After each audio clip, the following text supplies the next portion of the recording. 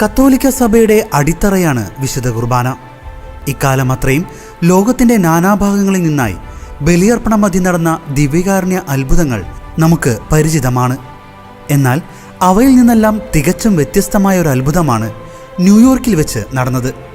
ചരിത്രത്തിൽ ഒരു തത്സമയ സംപ്രേക്ഷണത്തിൽ ഇതുവരെ രേഖപ്പെടുത്തിയിട്ടുള്ളതിൽ വെച്ച് ഏറ്റവും ശ്രദ്ധേയമായ അത്ഭുതങ്ങളിൽ ഒന്നാണിത്.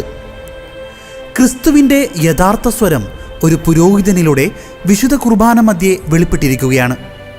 ന്യൂയോർക്ക് സിറ്റിയിലെ ബാറ്ററി പാർക്കിൽ 1999 സെപ്റ്റംബർ 11 വേൾഡ് മരിയൻ പീസ് റിഗറ്റയുടെ ഭാഗമായി നടന്ന വിശുദ്ധ കുർബാനയിലാണ് ലോകത്തെ ഞെട്ടിച്ച ഈ അത്ഭുതം അരങ്ങേറിയത്.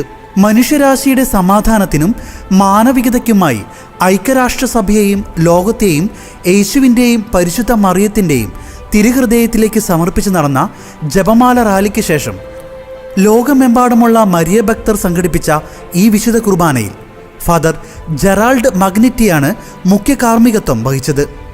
ബലിയർപ്പണ വേളയിലെ കൂദാശ കർമ്മത്തിൽ ഫാദർ മാഗ്നിറ്റിയുടെ കൈ വിറയ്ക്കുകയും അതേ തുടർന്ന് യേശുവിൻ്റെ യഥാർത്ഥ സ്വരത്തിൽ പ്രാർത്ഥനകൾ പൂർത്തിയാക്കുകയുമായിരുന്നു.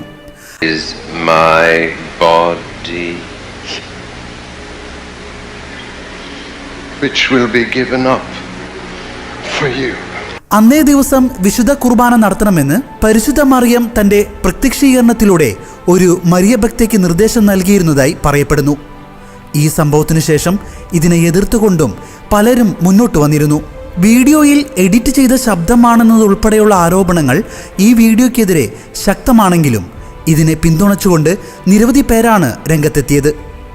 പരിശുദ്ധ അമ്മ നൽകിയ നിർദ്ദേശപ്രകാരമായിരുന്നു ആ ദിവസം വിശുദ്ധ ബലി നടത്തിയിരുന്നത്.